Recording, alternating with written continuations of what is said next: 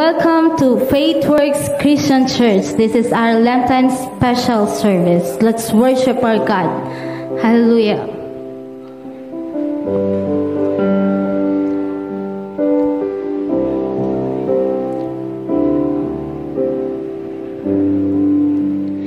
Thank you for the cross, Lord.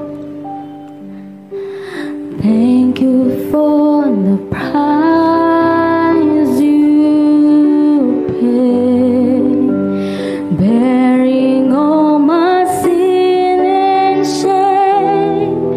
In love you came and gave amazing grace. Thank you for this love.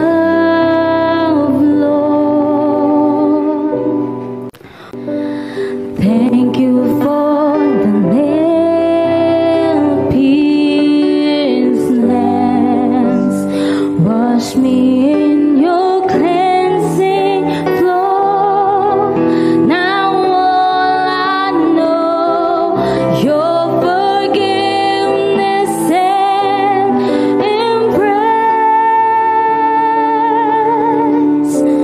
Worthy is the seated on the throne, crown you now with many crowns. You reign victorious,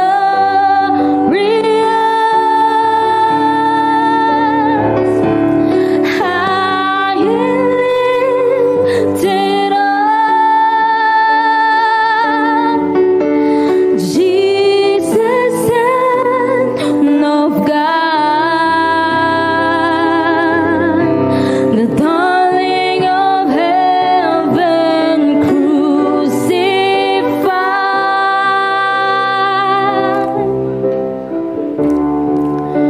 Worthy is the Lamb. Worthy is the Lamb.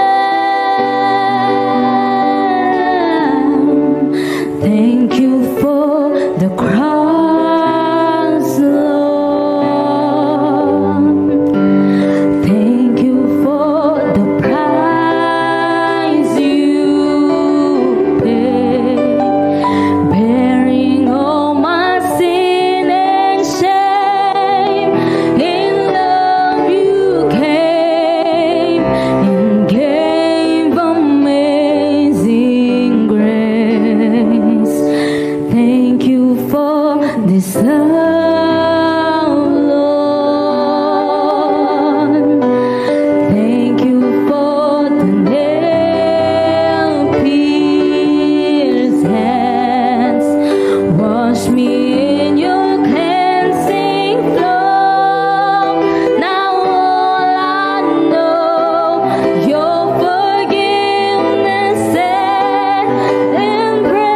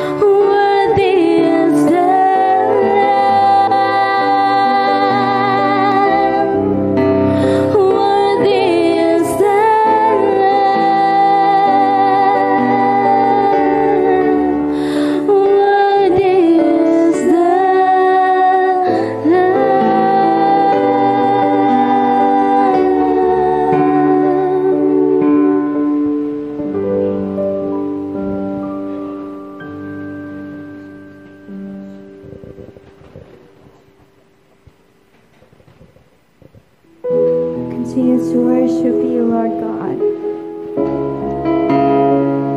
All hail the King of Kings and the Lord of Lords. Hallelujah. Love to worship you, Lord God.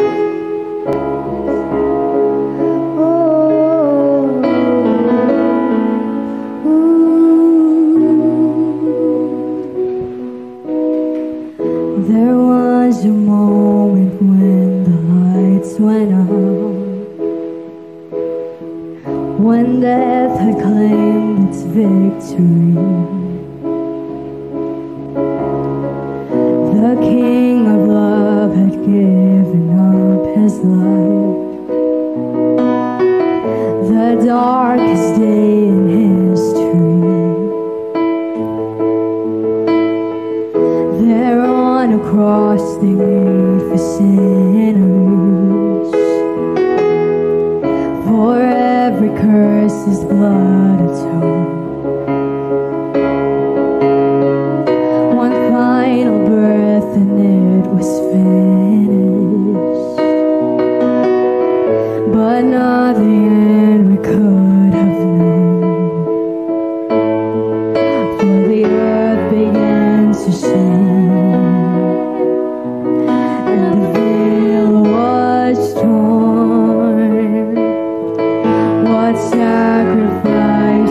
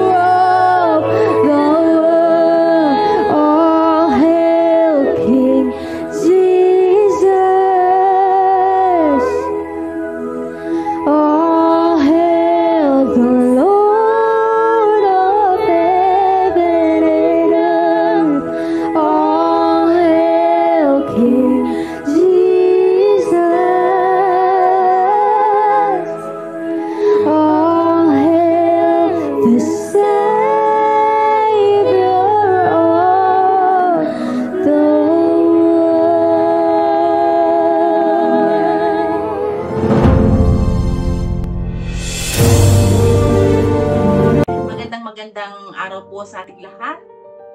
Ngayon po ay Holy Week. Tayo po ay dadako na po sa ating pagbibigay.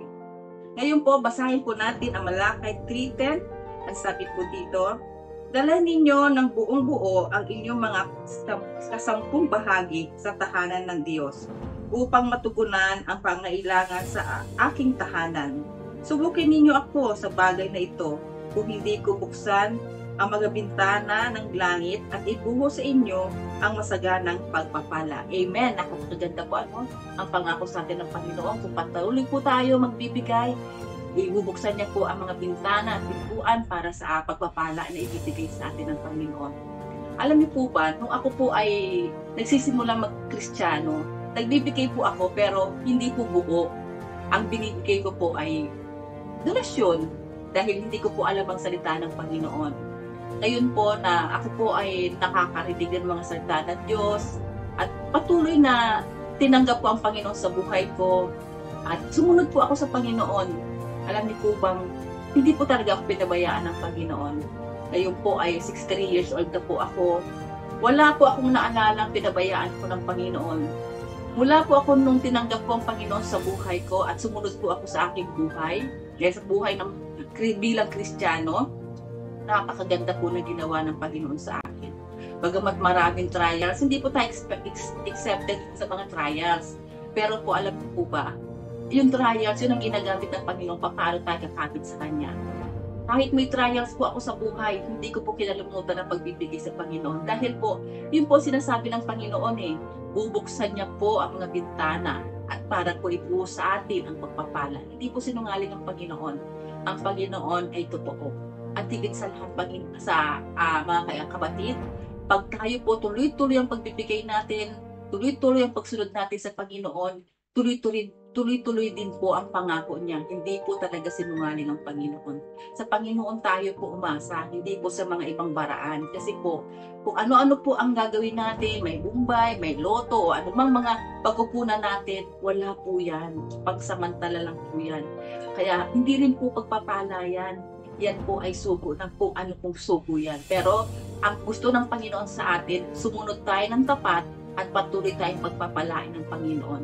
Walang-wala po ang mga bagay-bagay dito sa mundo kung hindi po tayo susunod sa Panginoon. Ang tunay na sikreto para tayo pagpalain ang sumunod sa Panginoon. Kaya mga kapatid, sa mga oras na ito, alam ko po na meron po kayong nakuha sa aking pong binasa. Patuloy kayo magbasa po ng Biblia para po ma-encourage po kayo sa pagbibigay sa ating Panginoon. Kaya sa mga oras na ito, patuloy tayo manalangin para po sa ating pagkaloob. Hallelujah. Panginoon, maraming salamat po sa araw na ito. Salamat po sa ibinigay mo pong verse sa amin na patuloy po, Lord, kaming dalhin namin ang aming mga ikapo sa iyong sambahan dahil ang lahat ng pangailangan ng sambahan, Panginoon, ay patuloy na matugunan, Panginoon, para, Lord, patuloy magamit sa iyong sambahan ang mga salaping, Lord, na patuloy, Lord, na pinagpapala mo sa amin. Maibigay namin ang para sa Panginoon. Kaya, Lord, sa hapon na ito, lahat na nagbibigay, lahat na susunod sa inyo, Panginoon, kilala mo po sila, Panginoon, pagpalain niyo po, O Lord. At patuloy, Panginoon, ibuhos niyo, Panginoon, ang lahat ng pagpapala at lahat, Lord, ng pangako niyo, Panginoon, patuloy, Lord, maramdaman ng bawat isa. Maraming salamat po. Ito pong aking dalangin na may pasalamat sa pangalan ni Jesus. Amen.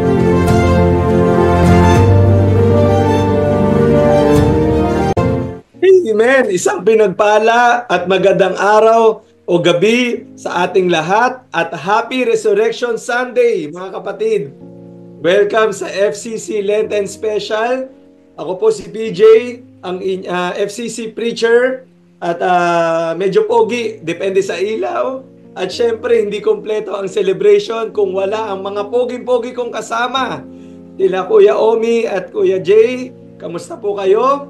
Simulan po natin kay Kuya Omi. Kamusta ang Holy Week natin? Salamat Pastor Joshua. Magandang gabi po sa lahat ng nakakapanood at nakakapakinig. Ako po pala si Brother Omi Rulian, ang head po ng Marshall Ministry, ganun din po ang Men of Faith Ministry. Yan, kumusta po Pastor Joshua, Brother Jay? Mabuting mabuti. Mabuti naman po, Brother Omi. Kuya Jay, kamusta po kayo? Ay, Pastor Joshua, ayan, thank you. So, na-enjoy yung mahaba-habang bakasyon, ano? So, ganda gabi po sa lahat, ano? Ako pala si Brother Jay, one of the head po ako ng Campus Life Ministry natin, and also one of the preachers ng ating church. And praise God kayo, Brother Omi, kamusta naman po? And Pastor Joshua? Mabuti rin, no? Na-enjoy din ang bakasyon. Bukas may pasok na naman, no? Monday. Pero anyway, ang saya ng ating gabi, no? At praise God sa buhay nyo, no? Nakasama ko kayo. At today, as we close our special series, no? Yung ating FCC Lenten Special Passion 2025, yung ating pamagat ngayong araw na ito is The Stone Rolled Away. At hindi lang ito basta paalala sa atin to, no? Kumbaga hindi lang ito basta title, no? Kundi ito'y paalala na yung mga hopeless, guilt at fear natin sa buhay ay ginalaw na ng Panginoon, tinanggal na ng Panginoon yung bato. No, ito yung mga batong walang pag-asa, batong takot, diba? Yung mga batong nagigilt, no? So ito ay muling nabuhay ang Panginoong Hesus, no? At binuhay niya ang bawat isa sa atin, no? Binigyan niya tayo ng pag-asa, no? Bagong simula. So, bago po tayo magsimula, no? Samahan niyo po muna ako sa maikling panalangin natin. Sige po, let us pray. Heavenly Father, maraming salamat po. We thank you for this amazing Resurrection Sunday. Today, as we celebrate, Panginoon, the biggest, the important, or the pinakamahalagang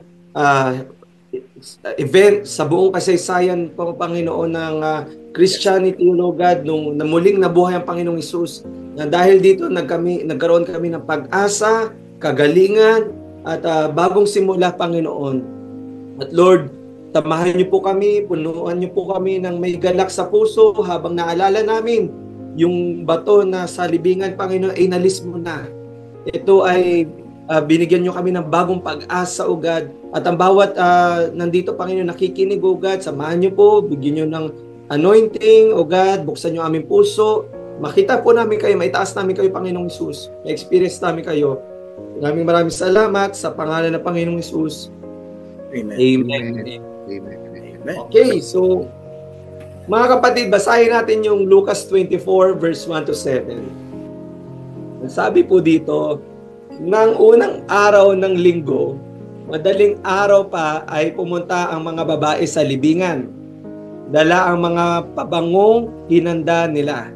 No? Nakita nila na naigugulong na ang bato nakatakip sa libingan, kaya't pumasok sila. Ngunit hindi nila nakita ang bangkay ng Panginoong Hesus. Verse 4, habang naguguluhan sila, biglang lumitaw sa tabi nila ang dalawang lalaki na kasuot ng maningning na damit. Natakot ang mga babae at yumukod. Sinabi ng mga lalaki sa kanila, bakit ninyo hinahanap ang buhay sa libingan? Wala siya rito, siya ay muling nabuhay. Alalahanin ninyo ang sabi niya sa inyo noong nasa Galilee pa siya, ang anak ng tao ay kailangan ibigay sa kamay ng mga makasalanan, ipako sa krus at muling mabuhay sa ikatlong araw. So dito mga kapatid, ano ang inyong mga reflection o pag-intindi sa ating binasang verse? Kuya Jay, ano po ang inyong masasabi? Ayan, so thank you Pastor Joshua, no? So itong verse na to ay napakaganda nito. Yung dito pa lang sa kumakita natin, 'di ba, yung mga babae na nag-prepare na sila ng kanilang mga pabango na idadalhin doon para doon sa patay. And yung sinasabi din, 'di ba, nung pumasok, when they entered, they did not find the body of the Lord Jesus. So meron akong narinig dati na isang preacher na ang sabi niya ay yung bato ay inalis yun, hindi para makalabas si Jesus. Inalis yun para makapasok sila. At para makita nila na ma-witness nila yung kapangyarihan ng Lord. So hindi yun dahil inalis ka para makaano si Jesus. Hindi, kasi si Jesus naman kaya naman niya ang tumagos kahit sa anumang anything, diba? Kaya niya mag-transport. God siya. So And ang isa sa na ano ko dito, na nakita ko dito, na reflect ko dito, that yung verse 6 to 7, ito yung, kumbaga parang ito yung central theme ng Christianity.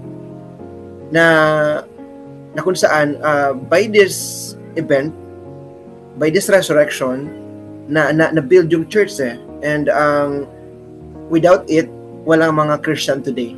And napaka-unique ng Christianity, kasi ito yung ang pananampalataya na kung saan ay yung evidence nandun na nabuhay yung ating pinapanampalatayanan. Kaya for me, this story is talagang without it, there will be no Christianity today. Tama. Kuya Jay, ang ganda ng sinabi mo. Ako, na-realize ko dito, nung sa verse 1, yung mga babae may dalang pabango, diba? So, minsan, tayo, no? Ready tayo sa mga worst case scenario, pag may problema, parang nire-ready mo na tanggap mo na no? Pero hindi pa tayo ready sa miracle, no? Parang, nagulat sila diba? Kaya nga nung verse 2, sabi doon yung nakita nila na igulong na yung bato, nakatakip sa libingan, yung akala mong hindi gagalaw, gumalaw. Diba? Kasi kapag si Lord ang kumilos, kahit bato, napapaslide niya no? Yung malaking bato, nakita natin, imposible yun, mabigat yun Pero walang imposible, walang mahirap sa Diyos, no? Yung kaala natin na parang wala na, pupunta kami sa libingan, dito na kami, magduluksa, pero hindi natin alam, buhay ang Panginoon, no? Yung nakita nila, talagang may miracle, no? Kaya no, sa verse 3, kaya yung makita natin dito, sila nanginig sila na naguluhan sila, no? At sabi doon nakita ko, hindi natin kailangan hanapin yung patay, no? Kasi si Jesus ang kasama natin. Siya yung ending natin lagi, resurrection, no? Kaya pag may mga problema, may mga pagsubok, hindi mo na kailangan malungkot, hindi mo na kailangan na mag-focus pa doon sa problema na yon. Ang iititignan natin yung resurrection, yung titignan natin yung muling pagkabuhay ng Panginoon, no? Kaya saya, no, kapag ganun ang iniisip natin sa mga problema, sa mga pagsubok. Ako ganun Minsan ang dami kong mga problema sunod-sunod, mga bagyo, tinitignan ko yung ending, yung outcome. So, ang ganda, no? Ang ganda ng verses natin ngayon at na-enjoy ko. Alam nyo, isa sa mga favorite verse ko to, yung Lucas 24. Kasi dito natin napatunayan na may pag-asa tayong lahat. No? Na hindi patay ang ating Diyos.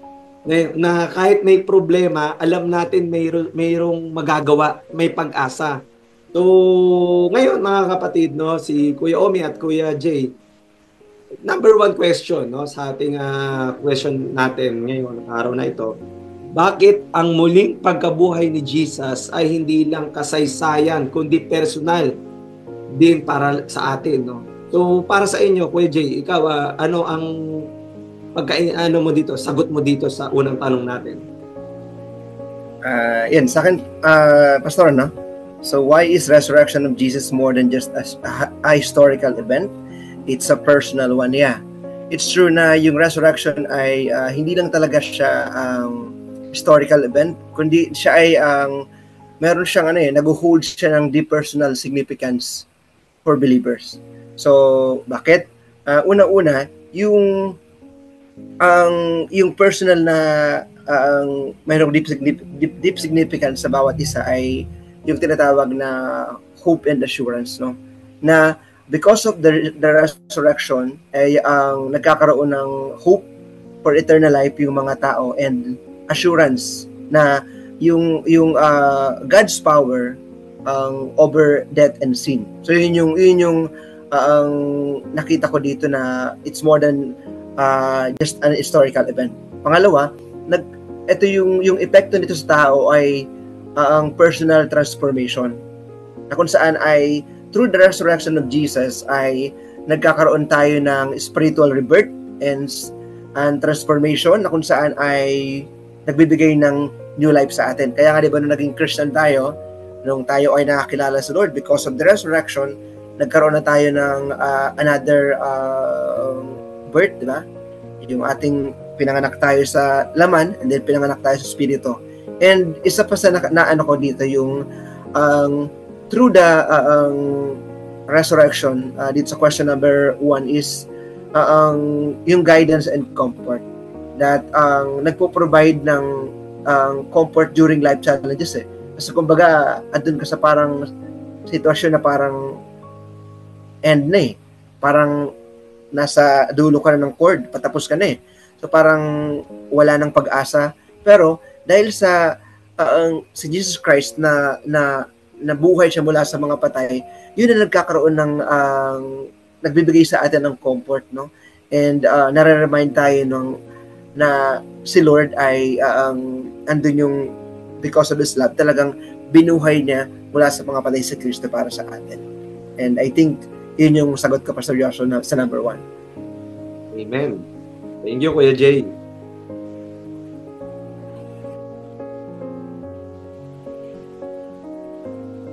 Amen. Thank you, Kuya Jay, sa napakagandang sagot mo. Kuya Omi, kamusta po? Ano ang po masasabi nyo dito sa ating first question natin? Tama po no si Brother Jay. Siguro po yung muling pagkabuhay kasi ng ating Panginoong Hesus ay tama po, hindi lang siya kasaysayan, kundi personal din na bagay ito para sa ating lahat. Kasi dito ipinapakita ng Diyos na tinatanggap niya yung paghahandog ng Panginoong Hesus para mamatay siya sa atin para tayo maligtas sa ating mga kasalanan. Pinatutunayan din ito na ang Diyos ay may kapangyarihan na buhayin o baguhin tayo o dun sa ating pagkamatay, at binibigyan niya ng katiyakan na ang lahat ng mga sumasampalataya kay Kristo ay hindi mananatiling patay, kundi tayo ay muling bubuhayin at gugugulin mula sa ating pagkamatay ng walang hanggang kapiling natin ng Diyos at ang lahat ng sumasampalataya sa Kanya. Ito ang talagang dakilang pag-asa natin, yung pagkabuhay ng ating Panginoong Hesus. Amen. Thank you, Kuya Omi. Ang ganda ng mga sinabi niyo, mga kapatid. At ako rin, no? Akala ko dati tapos na ang kwento eh, no? Nung nasa cross, nakita naman natin Friday, saka Saturday, talagang medyo alam mo yung feeling na malungkot kasi that time eh parang tingin nila wala na, tapos na. Pero hindi natin alam, binigyan tayo ng bagong pag-asa nung Sunday, muling nabuhay ang Panginoon, no? At may bago tayong purpose, no? Makita natin hindi pala ending, kundi to be continued with Him. Yun. So, napakaganda ng ating pinag-uusapan, no? About resurrection, na talagang lahat tayo ay may pag-asa at lahat tayo patuloy lang, no? Makita natin ngayon, we are already won the battle, no? Tapos na. We are already victorious. So, lahat ng mga problema, mga pagsubok, opportunity to para makita mo ma-experience mo yung resurrection power. Amen? So, sa pangalawang question po natin is, sa anong paraan binago ng muling pagkabuhay ang kwento ng buhay mo? No? So, in your own personal experience, mga kapatid, ano ang paraan na binago ng muling pagkabuhay ng Panginoong Hesus doon sa personal life mo? Sige, si Kuya Jay naman mauna. Ayan. So, I think sa follow-up question na yan ng Pastor Joshua, na sa akin, because of the resurrection, so I know that the death has been conquered, and with that, I believe na tayo rin ay we will be raised from the dead and we will live with Christ forever. So yung bagay na yan ay yun yung nag-change ng life story ko, na parang akala ko dati takot ako sa kamatayan eh. Parang tinatanong ako dati nung di pa ako Christian, pag pinag-usapan yung kamatayan, umiiwas ako, sabi ko, ayaw kong pag-usapan yung kamatayan. Ayaw ko rin dating tumingin sa patay. Pero nung naging Christian ako, nag-shift yung pananaw ko, and yung kwento ng buhay ko na parang ending na, pero ano pala siya, ang papunta pala doon sa everlasting with Christ, yung pamumuhay. So yun yung sa akin, Pastor Joshua. Thank you, Kuya Jay. Ganda ng mga sinabi mo. Kuya Omi, kayo po, ano po ang masasabi niyo po dito? Malaking pagbabago talaga yung may apply ko dun sa pagkabuhay ng Panginoon. Kasi nung hindi ko pa nga nakikilala ang Panginoong Hesukristo, talagang sobrang daming bisyo. Na sa tingin ko parang yun na yung kasayahan ng buhay ko. Nung parang ang hirap iwan na sabi ko noon, lalo na di maganda yung trabaho mo, may magandang kita ka, lahat na bibili mo ng gusto. Lahat ng gusto mo nabibili mo, pero parang something na meron ka pa rin palang hinahanap at hindi ka masaya. So nung nakilala mo nga yung Panginoong Hesus, parang doon mo nakita yung mas nagkaroon ng meaning yung life mo, yung buhay mo. Kasi parang hindi pala mahirap na iwan yung mga makamundong bagay na ginagawa mo. Pero dito natin may apply yung resurrection ng Panginoon eh. Kasi yung lumang buhay mo na nagdi-describe ng kamatayan, na mapupunta ka dun sa sinasabi nga natin na yung kabayaran ng kasalanan is kamatayan, talagang parang tingin mo yun na yung magiging ending mo, yung parang wala ka nang pupuntahan. Pero nung nakilala nga natin ng Panginoon, parang mas maganda pa, kasi mas may pag-asa pa yung buhay mo na mas maging maganda pa kaysa dun sa nararanasan mo ngayon. Kaya minsan pag nag-share ka ng gospel, no, parang lalo na sa mga family, relatives, parang yun nakikita mo yung parang hirap nilang iwan yung mga nakasanayan na nila na hindi maganda. Pero yun, bilang patotoo, kung ginawa ng Panginoong Hesus sa akin, kayang-kaya niya rin gawin sa kanila. Yun, Pastor Joshua. Amen. Thank you, Kuya Omi, no. Ang gaganda ng mga sinabi niyo po, no. At ako rin, no, nung na binago ko ng Panginoon, talagang yung kwento ko from self-pity to testimony, no, na hindi na ako biktima ng past. Ako ay victor na dahil sa Kanya, no, dahil sa ating Panginoon.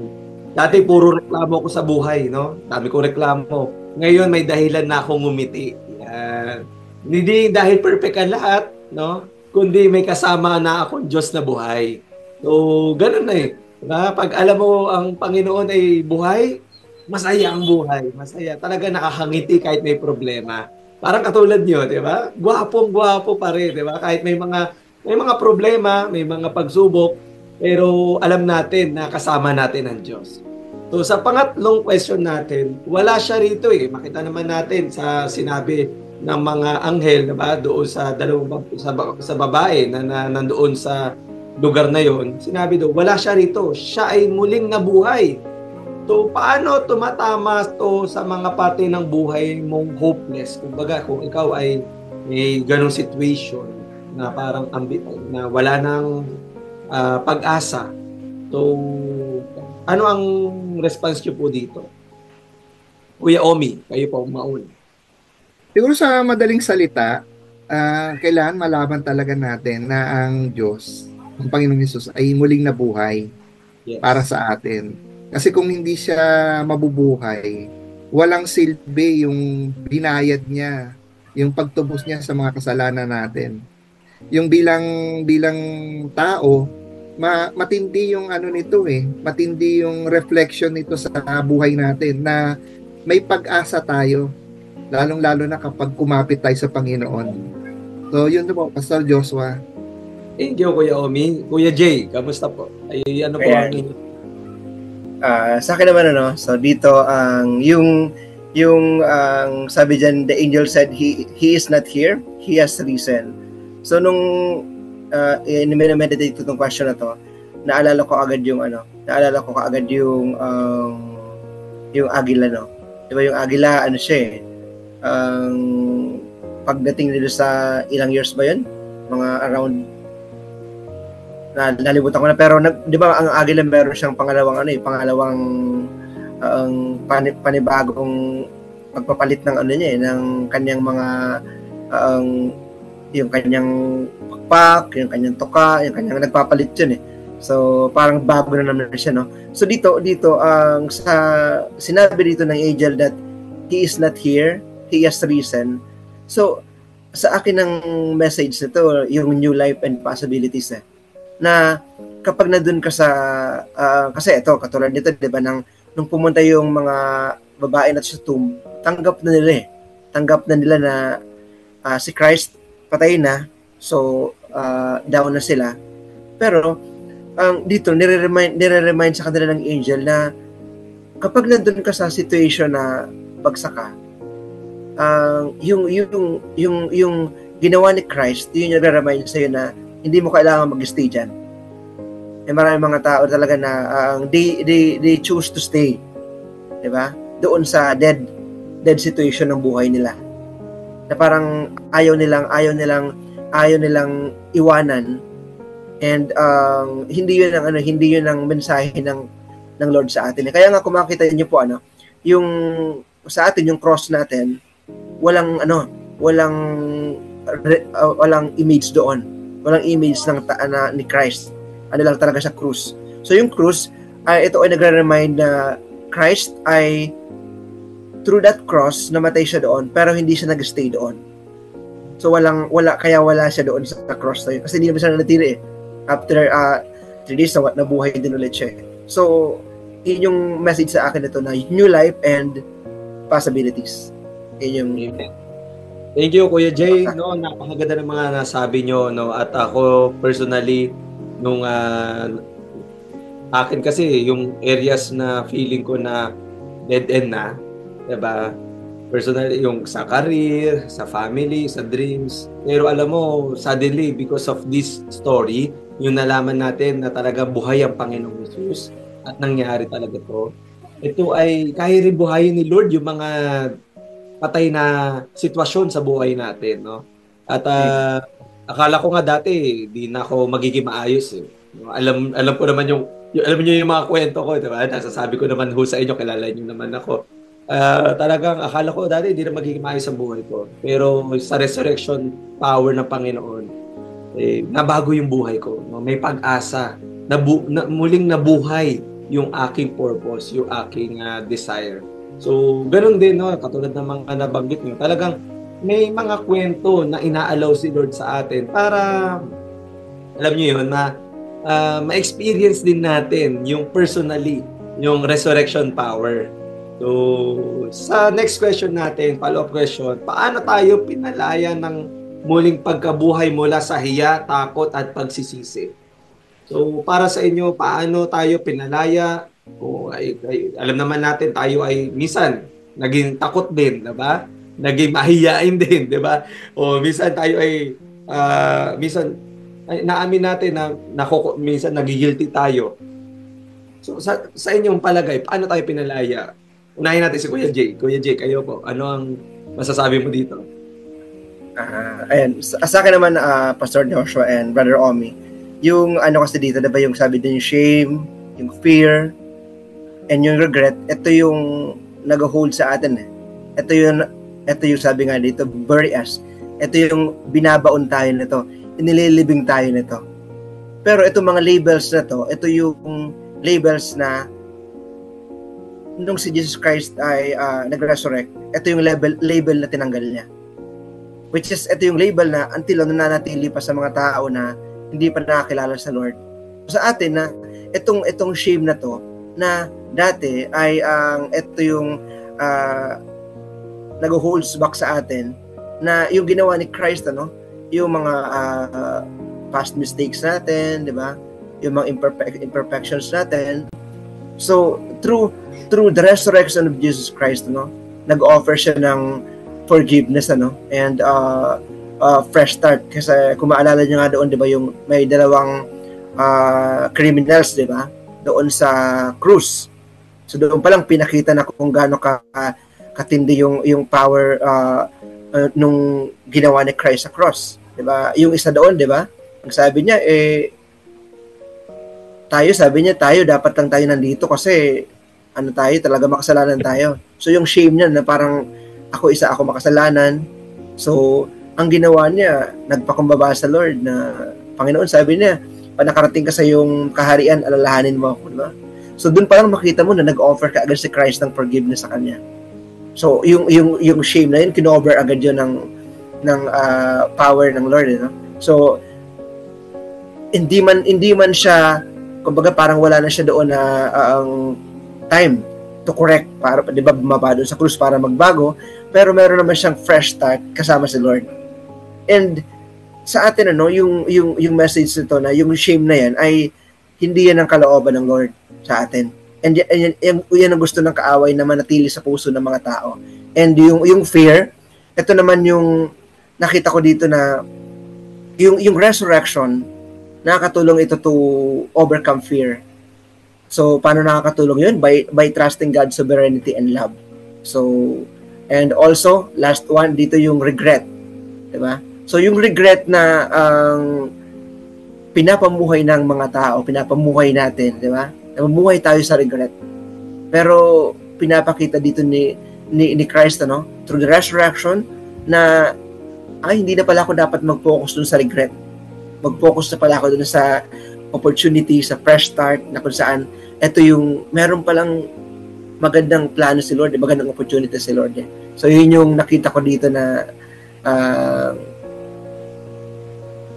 para itong mga labels na to, ito dapat yung mawawala sa atin. And of course, those people na wala pa sa Lord. So yun po. Ayan. Thank you, Kuya Jay. Power, power. Solid yung share mo. Si Kuya Omi, kayo po, ano masasabi niyo dito? Oo nga, sobrang nakaka-bless yung sagot ni Brother G. Parang gusto ko sabihin, copy-paste na lang no? Hindi, pero alam niyo po, talagang pinalaya tayo ng Panginoon yung sa muling pagkabuhay niya, doon sa mga hiya, takot at pagsisisi.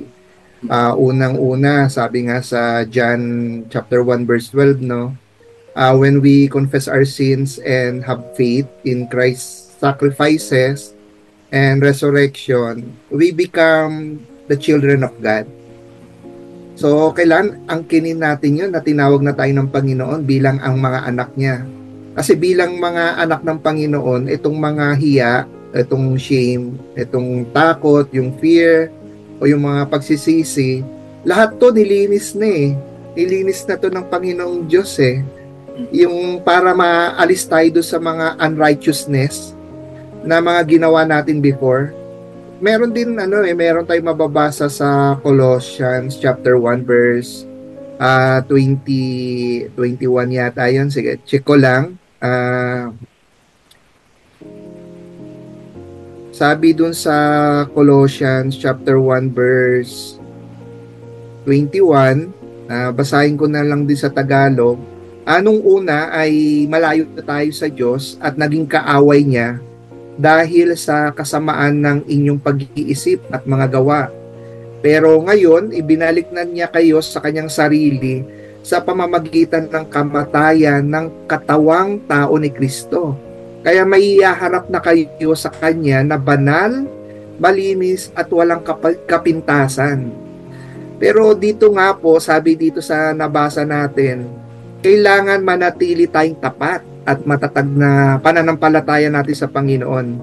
Kasi as we grow spiritually by spending time with God sa pamamagitan ng pagdarasal, and of course, yung sa pagbabasa ng kanyang salita, we find ourselves loving and trusting Him. Kailangan manatili na pagkatiwalaan natin ng Panginoon.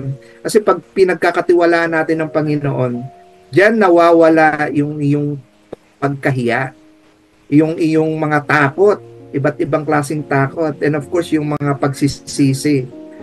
So we trust God that God has cast our sins from us para mas mapalapit tayo lalo sa Panginoong Jesus.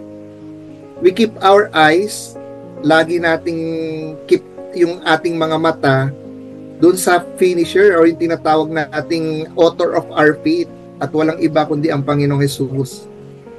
So, i-forget na natin yung mga behind natin, yung mga screening. Mag-focus tayo dun sa goal na mapanalo natin yung prize na nanggagaling sa Panginoong Hesukristo. Ito yung buhay na walang hanggan. Pastor Joshua. Thank you, Kuya Omi. Grabe naman yung mga sagutan natin, no? Talagang ako ay personally na-bless ako, no? At ako masasabi ko dito talaga is hindi na tayo nakakabit doon sa nakaraan, no?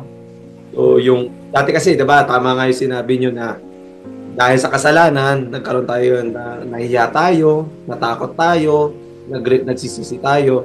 So ngayon, because of Jesus, yung sa resurrection ng Panginoong Hesus, may bago tayong pangalan, no?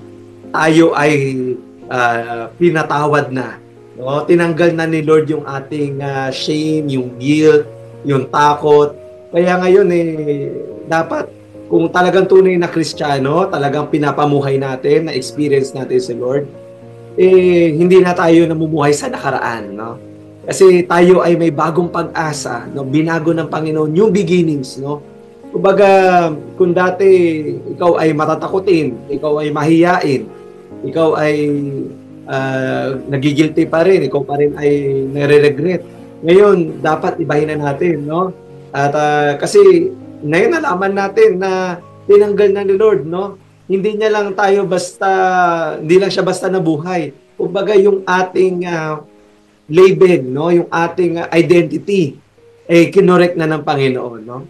So, ngayon, susunod natin, follow-up question natin, nasaan ang kamatayan o ang inyong tagumpay, no? Sa follow-up question natin, wait lang, ikat na lang natin siguro yun. Kuya Joseph, ikat na lang po. Ikat na lang. Wait lang po Yan. Tuloy lang po ako, tuloy lang. So, number 3. Number 3. Hindi, number 4 na po. Follow-up question number 3. Follow-up question number 3. Okay. Ready? 1, 2, 3. Anong label na ang inalis ni Jesus sa buhay mo? At anong katotohanan ang ipinalit niya? Okay. So, Kuya Omi, kayo po, ano ang sagot niyo dito? Siguro yung fear, yung takot. Parang dati kasi parang gusto kong unahan yung future eh. Kaya minsan sa sarili kong kakayahan, gumagawa ko ng way para lutasin yung mga problema ko. Pero yun nga, napaka-mali. At yun yung sa ngayon, ito yung kailangan na totally, no? Palitan ko ng buong pagtitiwala sa Panginoong Jesus. Ayun po. Amen. Thank you, Kuya Omi. Napakaganda nun. Si Kuya Jay. Good. Thank you, Brother Omi, no? So sa akin itong ano na to, ang follow-up question na to, medyo talagang personal sa akin. So, kung ano yung label na ni-remove ng Lord. Kasi totoo yun, no? Na as Christian, dapat meron talagang nare-remove sa atin, nawawala sa atin para mapalitan. So, dito, nung pinag-aaralan ko po ito, and kung ano, yung label po na yun ay ang isa sa pumasok sa isip po agad po yung fear. So I used to be controlled by fear, and when I discovered na yung truth from God's word can set me free, dun na nawala yung fear na yun. Nung nakilala ko si Lord at nakita ko yung truth sa Bible, and di ba sabi nga sa Bible in John 8:32 na if you know the truth, and the truth will set you free. And sabi rin sa Bible that anyone who is set free, it's free indeed. So sa akin, na-experience ko talaga yun na nung hindi pa ako Christian, yung fear ko ay talagang punong-puno kami ng pamahiin. Talagang lumaki kami sa pamilya na pamahiin lahat, na bawat galaw mo talagang ang daming bawal, kaya hindi ka makakilos eh. So, ang daming mga tao ngayon na talagang until now, andun sila sa life na namumuhay sila sa fear. So, I have learned no, na yung fear, and ako, di ko ito makakalimutan tong quotation na to na sabi nga doon, fear is a self-imposed prison that withholds you to become God wants you to be. Na ito yung ginagamit ng kaaway para pigilan ka na mangyari sa iyo yung plano sa iyo ng Diyos. Pero through Jesus, di ba, ay pwede tayong ma-release doon sa grip ng fear na yon. And sa akin, nangyari sa akin is nung naintindihan ko, nung si Christ na inasa akin na, so from having a life of full of fear, ay naging fearless na ako. Na kung saan, fearless na empowered ako ng God's Word, and ako lagi ko itong pinanghawakan yung verse na ito Diba sabi sa Bible that greater is He that is in me than he that is in the world. Kaya mula na naging Christian ako, pinanghawakan ko talaga yon. Kaya yung fear sa akin, tinatanong, may fear ka ba about the future? Ano yung mga possible na mangyari? Diba? So, wala na yun. Wala na yung fear na yun.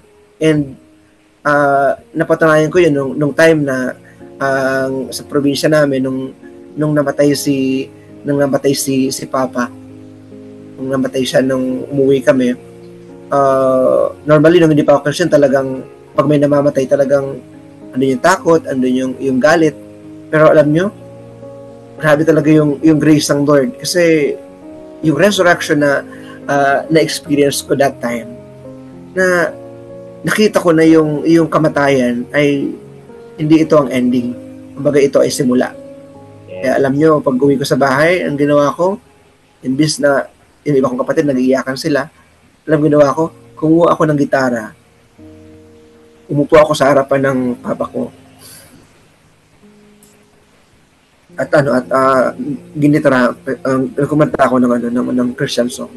So, yun yung personal experience ko doon, na isa yun sa yung label na yung takot, yun ang tinanggal sa akin ng Lord. Yun ang na-experience ko through the resurrection of Jesus.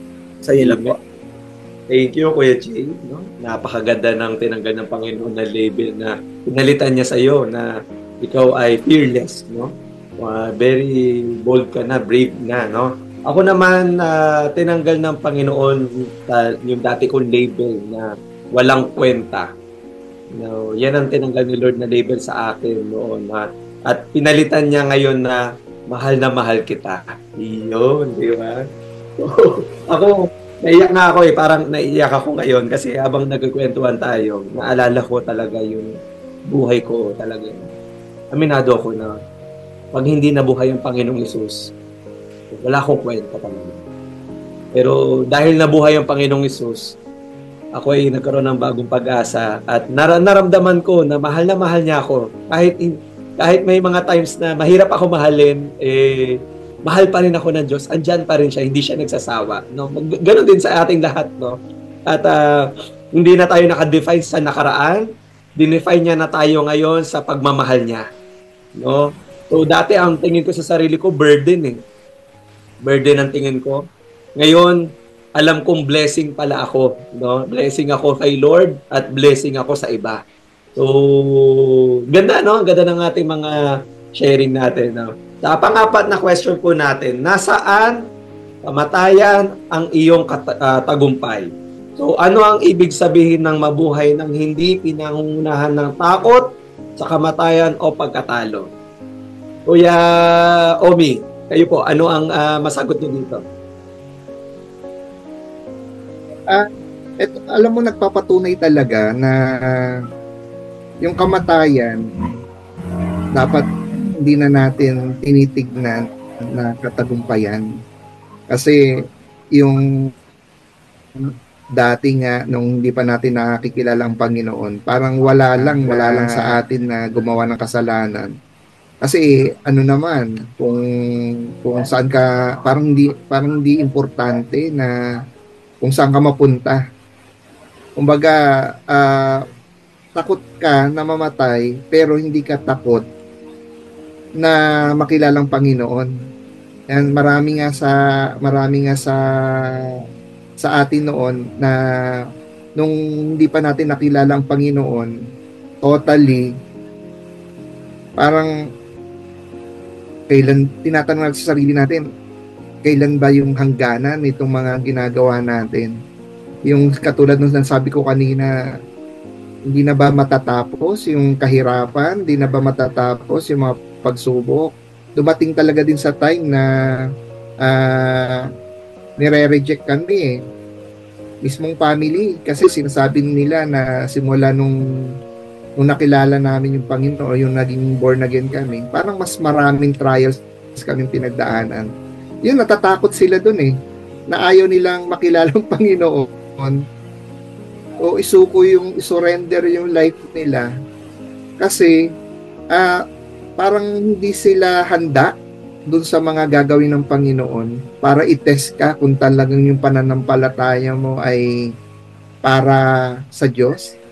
Yung nauuna yung takot na mas matindi pa yung pagdadaanan nilang mga pagsubok. Kaya yung kamatayan na tingin nila na okay lang na mamatay na wala ang Diyos, napakalungkot eh. Pero yung bilang Kristiyano, ngayon po, no, lalo na ngayon, dahil ang laki ng pagbabago sa buhay namin. Nung nakita nila noon na sobrang dami namin pinagdaanan, pero ito ngayon, isa kami ngayon sa nakakatulong sa family, sa mga problema ng pamilya. Kumbaga, na-test na patunayan nila ang Diyos buhay sa buhay namin. Kasi kung sa dami nga ng tindi ng pinagdaanan namin, ngayon nakikita ang Panginoon kung paano siya kumilos. Kung baga, minsan nag-usap kami ng heart to heart ng mother ko. Inanong niya, alam mo anak, natutuwa ako eh. Hindi ka isa siya noon sa talagang nagsabi na naging born again lang kayo. Parang wala nang tigil yung mga trials na pinagdaanan yun. Pero itong siguro last year lang, nung nakita niya na nagkaroon na ulit ako ng trabaho, ang sabi ng mother ko, yun, nawala. Naputol si Kuya Omi. Sige, tuloy tayo. Kay Kuya Jay muna. Ano ang masasabi mo? Wala po kayo, Kuya Omi. Yeah. Ayan, okay, sige. Ayun na pala. Ayan, tapusin niyo muna. Yung uling sinasabi ko kanina po, no, nung dati nga, yung mother ko, sinasabi niya na, naging born again lang kayo. Parang hindi na tumigil yung mga pagsubok na nararanasan nyo ngayon. Pero nung nagkaroon ako ng trabaho last year, nag-heart to heart kami, nakakatuwa kasi narinig ko mismo sa mother ko.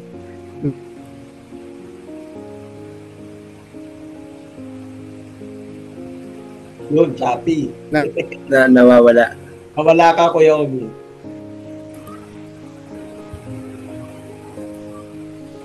Nawawala. Aming tinuro ng Panginoon. Yan, ang daming tinuro ng Panginoon sa iyo. Kaya sabi ko sa mother ko, kaya huwag tayo mawalan ng pag-asa. Yan, yung pagkabuhay ng Panginoon, dapat maranasan natin yan sa buhay natin. Amen. Amen. So, yun lang. Medyo unstable yung internet ko. Unstable yung internet. Tayo sa nararanasan natin.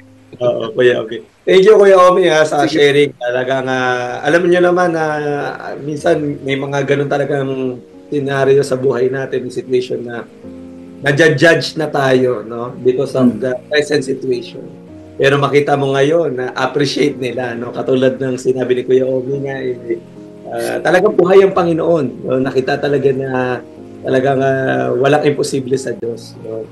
At paganda ng paganda, kaya alam ko excited ako na marami pang testimony si Kuya Omi pagdating dyan sa kwento niya. Kuya Jay, kayo po, ano ang ma-share mo dito? yung sa question number 4, yung where death is your victory. So, parang pag dito sa word dito, parang siyang hindi ka sa nagyayabang, pero andun yung as follower of Jesus, diba? As beneficiary nung resurrection ni Jesus, na parang ikaw din masabi na yung death, diba? Parang asan ng kapangyarihan ng death sa atin, diba? Ang wala pa sa Lord, ang hindi pa nakaka-experience ng resurrection ni Jesus, sa kanila ang kamatayan ay talagang totally end na, kasawian na siya. Pero 'di ba, tingnan mo si Pablo, 'di ba? Ano tingin ni Pablo? For me to live is Christ, and pag namatay ako, to die is gain. Ang hindi Christian, pag narinig yung something about kamatayan, 'di ba? Ano ginagawa nila? 'Di ba? 'Di ba mga pa nga yung tinutok-tok pa nga nila about sa death, 'di ba? ano bang ibig sabihin para dumapunta daw doon yung kumbaga yung supposed to be na sa kanya mangyayari, hindi mangyayari sa kanya, lilipat doon sa kahoy na alam mo yung gano'n, nasa atin dito, yung where death is your victory, sa atin talagang pinapakita dito na we need to embrace yung life with a purpose. Kasi ang anytime man tayo na mamatay, yung kapakinabangan yun and hindi tayo aalisin ng Lord. Ako, hindi ako takot mamatay kasi hindi naman ako aalisin ng Lord sa mundong ito na hindi pa tapos yung purpose ko. Yes. So, lahat tayo may mga purpose, pero pag inalis ka ng Lord yan, meaning tapos na yung purpose mo. Pero, kaya nga, when you embrace life yung with a purpose, mas magiging malinaw talaga. And gusto ko lang i-ano sa mga nanonood sa atin, yung purpose na sinasabi rito, hindi mo talaga may embrace yung purpose ng life mo apart from Jesus, apart from the resurrection. So lahat tayo ay may experience lang yung fullness ng ating life kapag tayo ay na kay Jesus. Yun yung nakita ko dito. Wow, grabe naman yung mga sharing niyo, mga sagot niyo talagang talaga, pang Miss Universe talaga, ang gaganda. Okay sa akin, na-bless ako talaga. Praise God. Oo nga, talaga galing. Ako personally, ang ibig sabihin para sa akin nito is hindi na ako natatakot mabigo kasi alam kong panalo na ako. So, may mga bagay na gano'n Minsan, natatakot, walang katiyakan, walang assurance. Pero dito, na-realize ko, hindi ko na kailangan matakot Dahil may katiyakan na ako kay Kristo, Kahit pinag-uusapan niyang kamatayan, hindi ko kailangan matakot. Bakit? Kasi alam naman natin si Lord, hawak niya ang buhay. So, ngayon, sa journey ko sa bilang Kristiyano, hindi ko kailangan maging perfect, Lagi natin na maintindihan yan, Hindi natin kailangan maging perfect, basta maging faithful lang tayo sa Lord. So, masarap mabuhay maging Kristiyano at ito nga, sabi ko nga kasi nakikita natin na yung pagkabuhay ng Panginoon ay hindi na tayo alipin ng takot, So, talagang minsan may mga bad news na dumarating sa buhay nyo about health, work, o sa finances, diba? Pero alam natin na yung kamatayan nga napagtagumpayan ng Panginoon. Ano pa ba ang mahirap sa Kanya? Diba? Ako nga, sabi ko nga, recently, na mayroon akong tumaas yung liver, yung SGPT, saka SGOT, nagpa-laboratory ako. Natakot ako. Sabi ni Doc Carol, Pasko, nataas ng SGPT mo, SGOT. Syempre ako, sangyup is life, diba? Hanggang tumaba ako. Na-enjoy ko, yung pinagbayaran ko, Pero di na ako natatakot. Sabi ko kasi, kahit tumaas ng tumaas yan, kung hindi pa kukunin ni Lord at may purpose pa ako, okay lang. So, pero ako naman, didisiplin ko sarili ko. Kaya sabi ko, excited ako sa sports ministry natin. May pasok ko lang. Excited ako dito para pumayat tayo, maging physically fit, At mabawasan ng cholesterol o taba. Kasi alam ko marami pa kayong gagawin Kuya Omi, Kuya Jay. Yung mga nanonood dito alam ko marami pa tayong gagawin, no? Hindi pa tayo tapos, no? Hindi pa yung buhay natin ay gagamitin ng Panginoon. Alam ko mahaba pa buhay natin, no? Bibigyan tayo ng kalakasan, magiging blessed tayo kasi mayroong mission na kailangan i-accomplish, no? So thank you very much mga kapatid. So panghuli, no, last question natin. Muling nabuhay si Jesus tungo sa isang bagong kwento at inaanyayahan niya tayong gawin din yon. Ano ang bagong simula ang tinatawag niya sa iyo na sa panahon na ito? So, ang ganda ng question, no? Talagang, alam ko may hirap ito, pero sagutin natin, no? Si Kuya Omi, ano ang bagong simula na ang tinatawag sa inyo na Panginoon ngayon sa panahon na ito? Sabi ko nga kanina, sa sobrang dami ng pinagdaanan ko, parang ayoko nang balikan yung nakaraan. Kasi kailangan harapin ko yung bagong bukas. Yung new beginnings of my life. Kasi talagang talagang nung nakilala mo ang Panginoon, ang dami niyang itinuro sa'yo. Bagay na hindi maganda sa paningin ng Diyos. Nung una, talagang sabi ko, ang sarap mamuhay na free ka na gawin yung mga bagay na gusto mong gawin. Pero at the end, parang hindi ka pa rin masaya. Yung gusto ko ma-feel ng mga nanonood, lalong-lalo na yung mga hindi nakakakilala sa Panginoon, na yung buhay mo, kung bakit ka nakakaranas ng maraming pagsubok ngayon, kasi yan yung magpapatotoo kung papaano babaguhin ni Lord yung life mo para magkaroon ka ng bagong pag-asa, and at the same time, maging patotoo siya sa iba. Yung may kita na ang Panginoong Jesus, buhay na buhay sa buhay mo. Dahil dun sa mga naranasan mo ngayon, kumbaga yung reflection ni Lord lagi nga sinasabi natin na minsan nawawalan ka nga ng pag-asa, halos gusto mo na sumuko. Kung minsan tinatanong mo, Lord, bakit ako pa? Bakit ako pa'y nakakaranas nito? O lalo-lalo na, faithful naman na ako sa iyo. Minsan sabi nga Lord, pwede bang bumitaw? Yan. Siguro karamihan, no? Or yung mga lalo nang hindi mananampalataya, Lord, pwede ba akong bumitaw? Pagod na ako Suko na ako. Pero yun nga dahil sa tindi ng pagmamahal ng Panginoong Jesus, sige, sinasabi niya, pwede ka naman bumitaw, pero ako hindi kita bibitawan. Kumbaga, sige, bibitaw ka sa pagkakahawak natin sa Panginoon.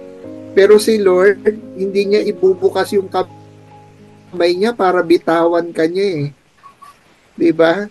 So, parang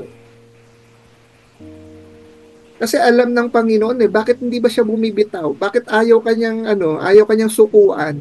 Kasi ayaw kanyang mamatay na doon ka mapupunta sa kadiliman, sa impyerno. Kasi gustong-gusto ng Panginoon na kasama kanya. Kaya sa mga nanonood, kung dumating yung time na hindi kayo, naiinip kayo, yung breakthrough ng buhay nyo, isa lang din yung siguro masishare ko, yung ayoko na mawala o mabawasan. Hindi siya mawala, kundi mabawasan yung time kay Lord. Kasi minsan, kahit gusto mong umiyak, pigilin yung luha mo. Parang, pag may quiet time ka kay Lord parang kahit humagulgol ka ng humagulgol, sabihin mo na, Lord, alam ko hindi mo ako iiwan, hindi mo ako pababayaan, hindi ako masasaktan. Pero kailangang maranasan ko yung mga bagay na to kasi alam ko meron pang kailangan baguhin. O tingnan natin sa sarili natin, baka merong mga times na inalis na tayo sa kasalanan pero baka binabalikan natin. Unti-unti, dinudurog tayo. Unti-unti, gusto ng Panginoon, buhayin tayo muli Pero sana hindi na tayo babalik sa ganung bagay. Panatilihin natin yung pananampalataya natin sa Diyos. Kasi siya talaga yung way, yung daan para magkaroon tayo ng buhay na masasabi nating walang hanggan, nakapiling ang Diyos Ama kasama ang ating Panginoong Jesucristo. Yun lang po. Grabe naman ang kwento na yan. Grabe yung sharing ni Kuya Omi. No? Salamat sa inyo. Praise God sa buhay nyo talaga. Ako rin habang sinasabi mo yung gusto mo na bumitaw, naalala ko yung kantang yung may kanta yan gusto ko nang bumitaw, diba? Pero ayaw pa ni Lord, diba? Hindi pala tayo magagawa kasi nakahawak pa si Lord, diba? Pero alam mo, may mga ganun tao tayo aminin natin, no? Wala namang na tayo magkunwari. Talagang let's be true, no? Talaga marami talagang beses na may mga ganung gusto natin sumuko na give up ka na, hands down na, parang Lord, ayoko na, hindi ko na kaya, parang sa'yo na to, diba? Bahala ka na Lord. Pero alam mo, the moment na binigay natin sa Lord yung ganung situation, ang sarap bakit? Nararamdaman natin na di-display ni Lord yung power niya, yung resurrection power. Katulad na nabanggit nga ni Kuya Omi. Galing, praise God. Sige, si Kuya Jay, kayo po, ano ang masasabi mo? Ay, ganda ng senior po ni Brother Omi, no? Sinabi ni PJ, no? So, sa akin naman dito, no, medyo nakakalungkot lang, ano? Kasi every year nating sineselebrate yung resurrection of Jesus, di ba? So, habang tumatagal, parang yung essence niya is parang nawawala na yung ano. Kasi naalala ko kanina sa office, merong pinapanood dun yung mga kasamahan ko na na nag-viral. Nag-viral, di ba yung, kung napanood yun na yun, yung isang nagpapanata na, pasan-pasan niya yung cruise. Di ba yung tapos tapos dinaganan nung holy cake daw, may holy cake, nakita ko sa comment. Grabe, sabi ko, ito yung epekto ng resurrection talaga. Kapag hindi pa naintindihan ng tao at hindi talaga niya, alam mo yun, hindi niya pinamuhay yung resurrection. So ito yung effect na parang, ang message ng resurrection is i-free yung tao na yes, because of what Jesus has done, malaya ka na So yun ang hindi nakaka-catch up ng marami mga tao. And kaya dito sa question na to na He is calling you into a new season. So ang message ito dalawa sa Christian and then sa hindi Christian. Yung hindi Christian from darkness to light. So ito yung message sa kanila. And sa atin naman ang Christian, every year we witness ito. Ano naman ang message sa atin ito? Sa akin ang impact nito is God is calling me into this new season. Ibig sabihin, new season of my life na hindi lang ako mag-stay doon na beneficiary ako ng resurrection of Jesus. Kumbaga, si Jesus, hindi niya hinolds yun Kaya siya namatay sa krus for the resurrection of, for the salvation of mankind. So tayo naman, naka-experience na tayo yung salvation ni Christ. Ano naman yung new season na gagawin natin sa Lord for this year? And alam nyo, isa sa ano sa akin ngayon, yung a new season of hindi lang personal growth a new season of hindi lang yung deeper relationship with Him. And this year I say ko lang I praise God kasi nagpost ako nakaraan sa social media yung about breaking the habit. So alam nyo, nag-commit ako sa Lord na starting January 2025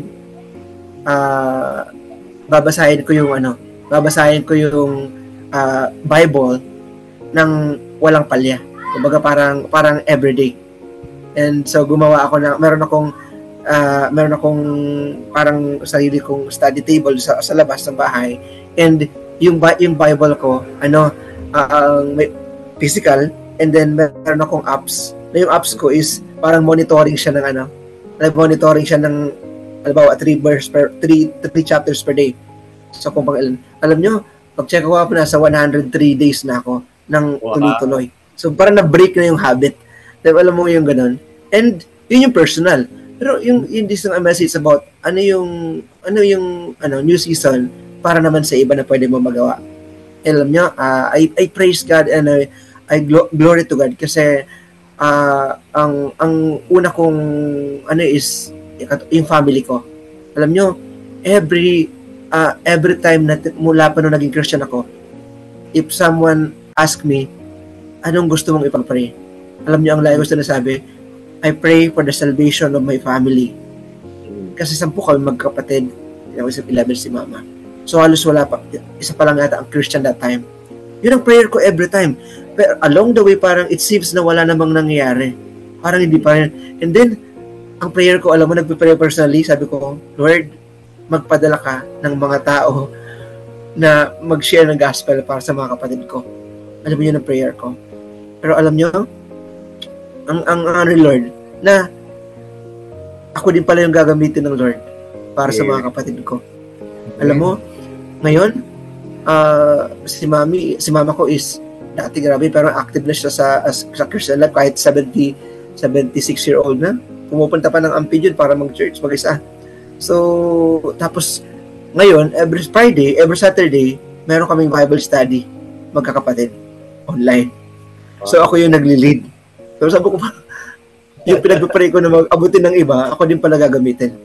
And, ngayon, so far, meron na lang ako, sabi ko, nag-usap ng mga kapatid ko, ilan na lang out of 10, parang 4, 1, 2, 3, parang 5 na lang or 4 na lang kailangan ipag-pray. So yung 5, yung iba sa Lord, pero nagkukumit na sa Lord. So yun ang ginagawa ko ngayon, talagang I make it every Saturday talaga na may time sa kanila. So ako tina-challenge ko na sabi ko sa kanila. So now, kasi siyempre di pa naman Christian yung family. So ngayon sabi ko, na-experience nyo na naintindihan nyo na yung salvation. Sabi ko, it's your responsibility to share it also with your family members. So, kung alam nyo sila ay hindi pa saved, it's your responsibility to share sa kanila. And yun yung excited ako this year na ginagawa ko, and also yun nga as a youth, and ayun, may hawak kong mga youth na 7 na sila ngayon. And slowly, talagang nakikita ko yung kapag meron kang talagang kinumit mo yung sarili mo, talagang inano mo sa Lord, meron talaga mangyayari. Pwede na hindi siya mabilisan. Katulad mga kapatid ko, ilang years na akong Christian. I think 15, na akong patagal akong Christian. Pero ngayon pa lang sila ngayon ko pala nagawang mabuo sila sa Bible study at ma-share yung gospel with boldness. So, yun talagang, yun yung God is calling us into the new season. And alam ko, both of you ay meron talagang bagong season si Lord na ibibigay. Amen. Yun lang po. Thank you. Grabe naman yun. Yung powerful ng sharing nyo. Ako, praise God, no? Na-bless talaga ako sa mga personal testimonies nyo, yung talagang mga new beginnings natin. Talaga, ako personally, yung akin naman binago talaga ako ni Lord Nakita ko talaga yung everyday kasi ako, nakikita ko may mga palpak ako sa buhay, may mga bumabagsak ako. Ang dami ko ng beses na bumagsak, pero dahil buhay ang Panginoon, bumangon siya sa kamatayan, ako binabangon din ako ng Panginoon, no?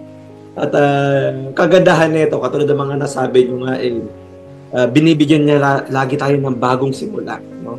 Amen. Hindi na huli ang lahat. At hindi pa tapos si Lord sa buhay natin, no? Alam natin na meron pa siyang gagawin, no? At under construction, 'di ba? Meron sinusulat si Lord sa story natin na alam natin na hindi pa natin alam kung ano yung story, yung buong picture, pero alam mo yon, yung kung babalikan mo yung mga nakaraan, kung titingnan mo yung buhay mo noon, sobrang dami ng nagawa natin hindi maganda, pumalpak na sa buhay, diba, mali-mali desisyon. Pero ginagawa ng Panginoon dahil muling nabuhay ang Panginoon, ginagawa niya ng bagong pag-asa, bagong buhay. No, kaya ngayon makita natin na-experience natin yung joy, no, yung peace, yung love. So, ngayon sa season na to, nakita ko na tinatawag niya ako sa mas malalim na relasyon sa kanya, no? Na talagang personally, tulad ng mga nabanggit nga nung bawat isa, wala ako siya Facebook wala akong mga ganyan. Meron ako TikTok. Ngayon, minsan dati kasi sabi ko, Lord, ayoko muna mag-social media para makapag-focus sa inyo, no? Para makapag full-time ako sa Lord, no? Na hindi ako ma-distract. Yung nauso yung TikTok, natutuwa ako nung una sa TikTok. Hanggang marami ako natututunan, educational content, diba? Pero minsan nakikita ko nga katulad nung sinabi tama yung ginawa ni Kuya Jay, meron talaga siyang discipline. I encourage, no, sa mga viewers natin, kapag gusto nyo talagang tulungan din yung sarili nyo, tama yung sinabi ni Kuya Jay, na talagang personal discipline din, gawan yung, talaga, mayroong mga isa-sacrifice, no?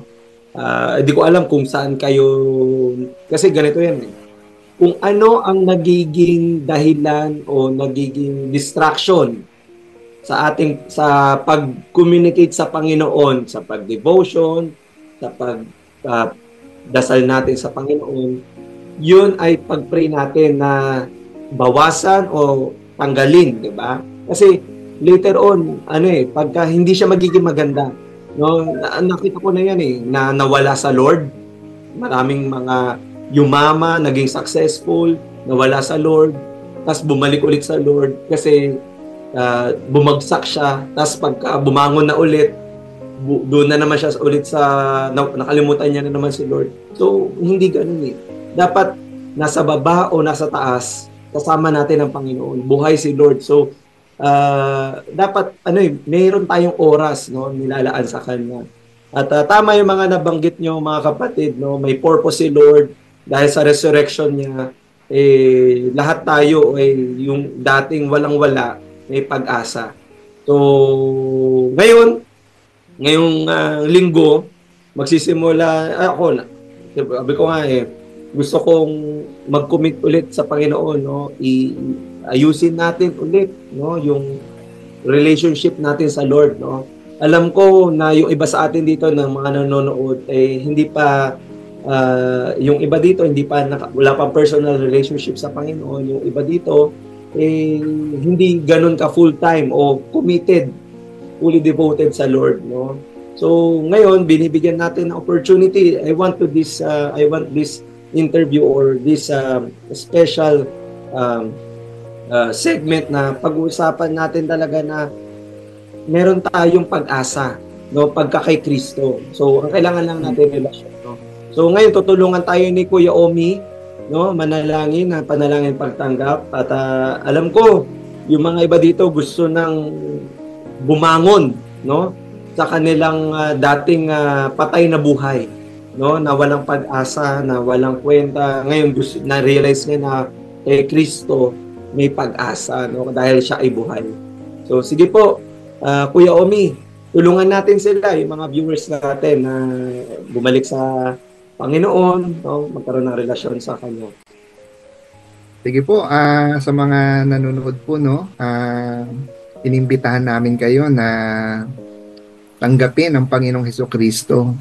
Kung ano yung mga narinig nyo ngayong gabi, parang ang hirap tapusin nung gabing ito na parang parang kulang yung oras Parang sabi ko nga kanina, no, siguro before natin sila patanggapin, parang walang tigil yung, hindi ko alam, no, kung ano yung nafe-feel ko right now kasi yung pagtulo ng luha ko until now nga may tumutulo pa hindi ko alam, pero siguro yung reflection ng muling pagkabuhay ng Panginoon, kahit nga sabi nga ni Brother J, yearly natin tong sineselebrate, pero gusto namin na maranasan nyo kung papaano ang Panginoong Jesus buhay na buhay sa buhay namin.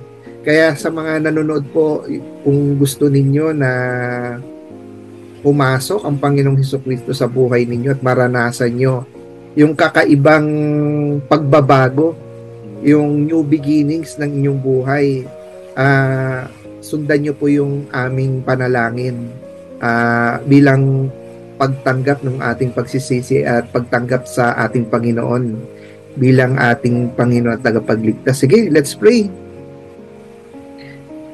Yes, Lord. Hallelujah, Lord. Ama naming dakila sa lahat, Panginoong Diyos. Maraming salamat at pinagkaloob niyo ang inyong anak na ang Panginoong Jesus.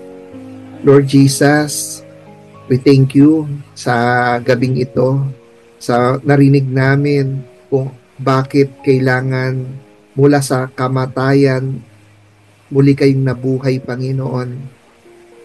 Lord, na nagpapakita ito ng tunay na pagmamahal ninyo sa amin. Lord, inaanyayahan kita na manahan ka sa aking buhay. Humihingi ako sa iyo ng kapatawaran sa aking mga pagkakasala. Mula nung ako'y nabuhay hanggang sa mga oras na ito, Lord, patawarin niyo po ako sa aking mga pagkakasala, sa aking mga hindi nagawang maganda. Panginoong Jesus, tinatanggap kita bilang aking Panginoon at tagapagligtas. Isulat niyo po ang aking pangalan sa aklat ng buhay at gamitin niyo po testimony yung buhay ko after ko po kayong tinanggap at makilala. Baguhin niyo ako, Panginoon. Tulungan niyo ako na unti-unti makilala ko kayo ng lubusan. Maraming salamat, Panginoon, sa buhay na walang hanggan na ipinagkaloob mo sa amin. Muli, ito po ang aming dalangin sa matamis na pangalan ni Jesus. Amen. Amen. Amen. Praise God. Thank you very much, Kuya Omi, sa prayer na yon. At I hope na maraming nakatanggap ulit sa Panginoon, bumalik yung kanilang relasyon sa Lord. Kung ikaw yon, mag-chat ka para ma-PM ka ng mga leaders natin, mga workers, kung first time ka nakarinig na ito, newcomer ka, ikaw ay may bago kang family, no? Ito ay Faithworks, no? So, tutulungan ka namin sa spiritual journey mo. So, ikaw ay anak na ng Diyos, ikaw ay malaya na, ikaw ay tagumpay na, at mahal na mahal ka ng Panginoon, yung maganda siyang plano sa buhay mo. So, ngayon mga kapatid, no? Gusto ko simulan sa pagtatapos, no, ating message natin, no? So ngayon, araw na to ay pinagpala talaga tayo ng Diyos at makita natin na wala talaga sa loob yung hinahanap natin na libingan na wala doon ang Panginoong Hesus. So siya ay muling nabuhay. So hindi ka na nilibing sa nakaraan, tapos wala na yung nakaraan mo, wala na yung takot o yung hiya mo, ikaw ay may bagong simula na, no? May bagong pag-asa na. So, makita natin, Jesus, ginawa niya, inalis niya yung bato, diba? Yung burden, yung bigatin sa buhay natin, inalis na Panginoon yung shame, yung guilt, yung any label na sa past natin, no? Tinanggal niya na yun, no? At ngayon, ikaw ay meron ng bagong pag-asa. At itong Resurrection Sunday ay nagpapaalala sa atin na hindi pa tapos ang Panginoon sa buhay natin. No, may gagawin siya, may purpose pa siya sa buhay niyo. At lagi natin tatandaan na mahal ka ng Panginoon at may magandang plano siya sa iyo. Kaya kapatid, I encourage you, no, talaga tayo, sama-sama tayo in unity and love, no. Talagang magseryoso tayo sa Panginoon, no? Talagang bigay natin yung buhay natin sa Panginoon. At sa Faithworks, no, alam naman natin na walang perfect church, walang perfect na tao o pastor, pero dahil tayo ay pinagsama-sama, tayo ay binigyan ng pagkakataon, no, na tinawag ng anak ng Panginoon. So ngayon, mga kapatid, ay unawain natin, magkaroon tayo ng pasensya sa bawat isa, ditong Resurrection Sunday. Kalimutan na natin yung nakaraan. Let's move forward, no?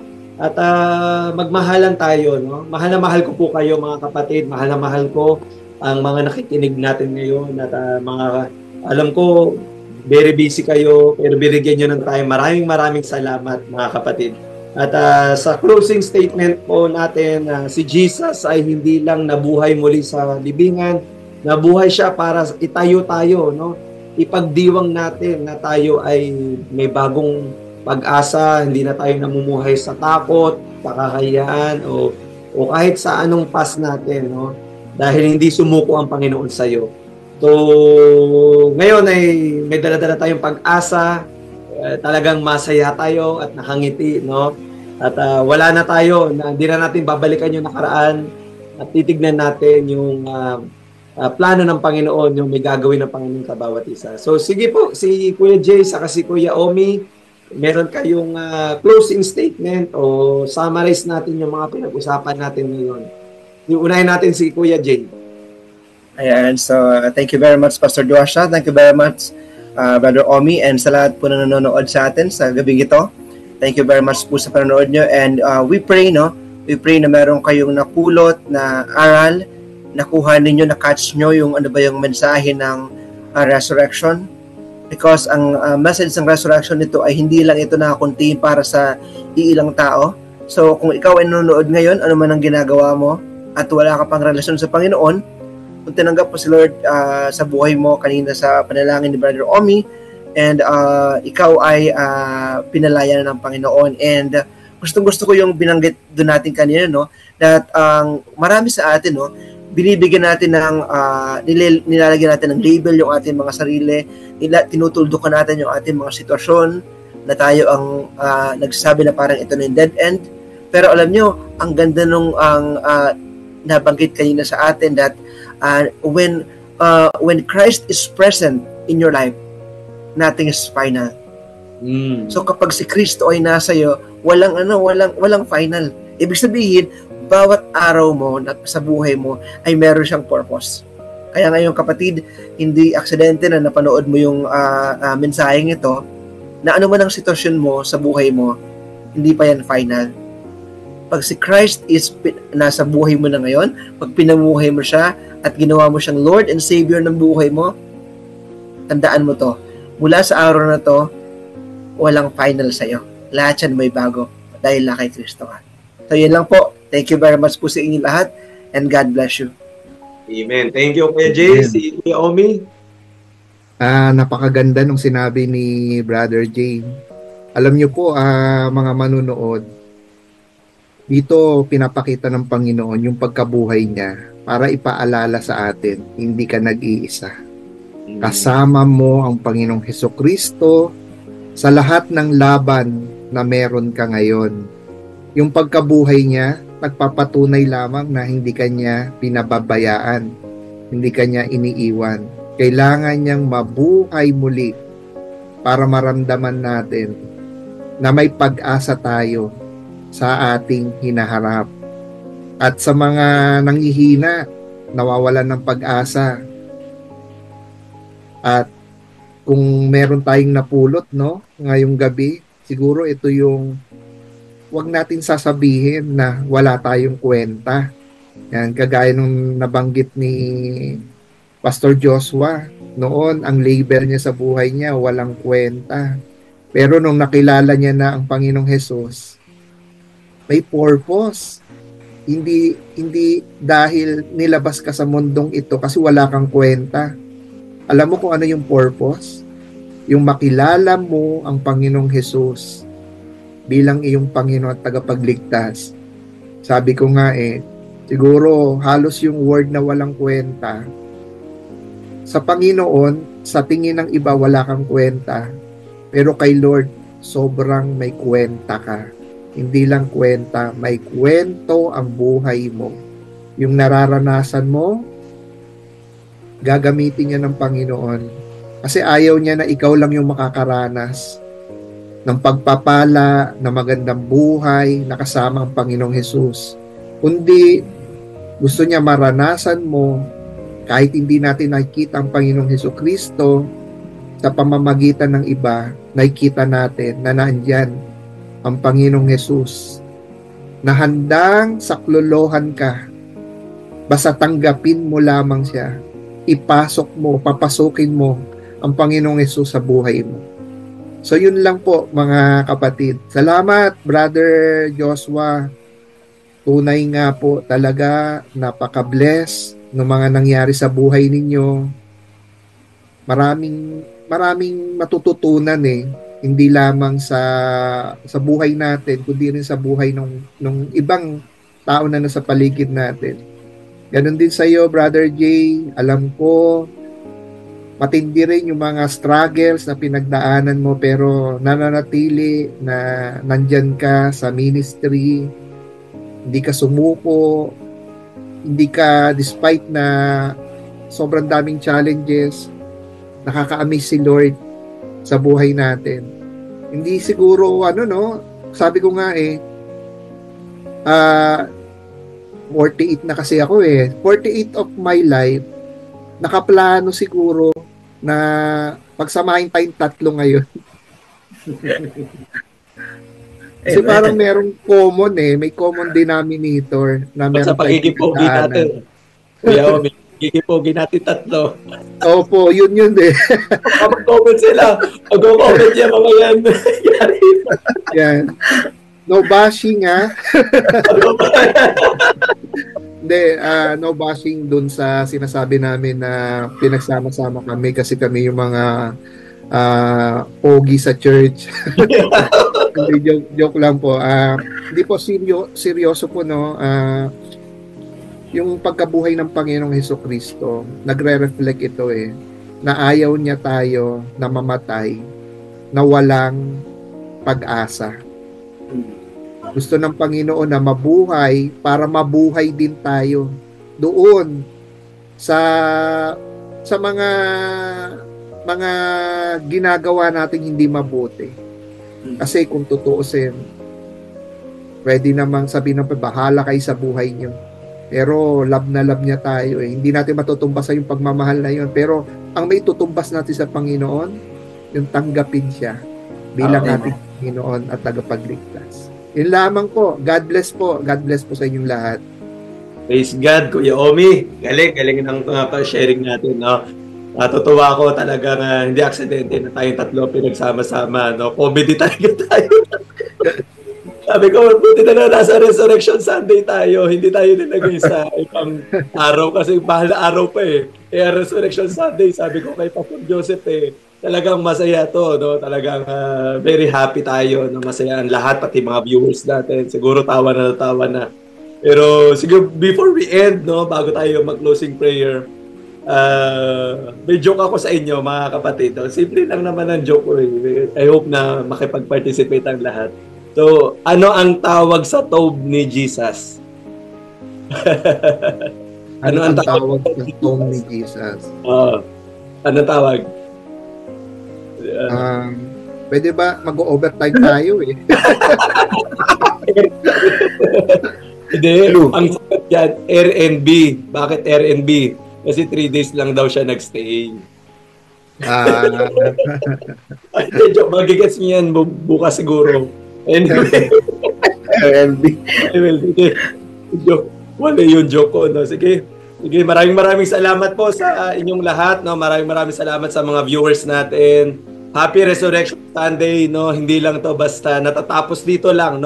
Everyday tayo mayroong bagong pag-asa, bagong simula.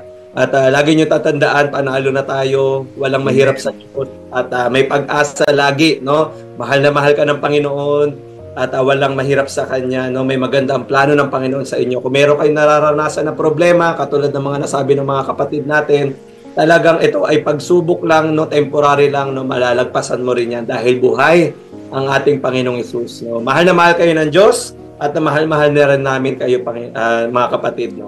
So, God bless everyone. So, let's pray. Pag-pray tayo ni Kuya Jay. Amen. Let's pray. Tapos na, overtime mo tayo.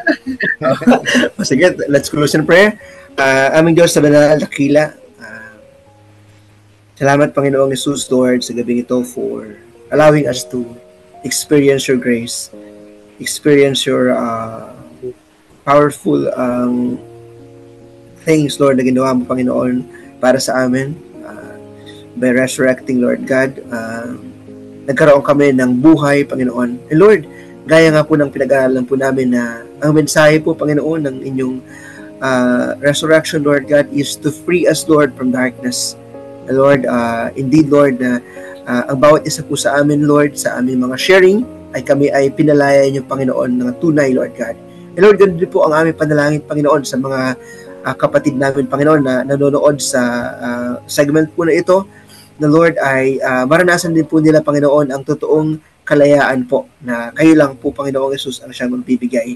Kaya, Panginoon, salamat po sa gabing ito, at patuloy, Lord, na buklurin mo kami ng iyong pag-ibig, ng inyong grasya, Panginoon. At patuloy kami na lumakad, Panginoon, ayon sa inyong naisin po sa bawat isa po sa amin. Kaya sa gabing ito, Panginoon, tuloy ka namin itinataas, dinadakila, dinasamba sa pangalan po ni Jesus. Amen. Amen. Amen. Thank you very much po. Maraming salamat. Thank you very much. Happy Easter. God bless. God bless. God bless po.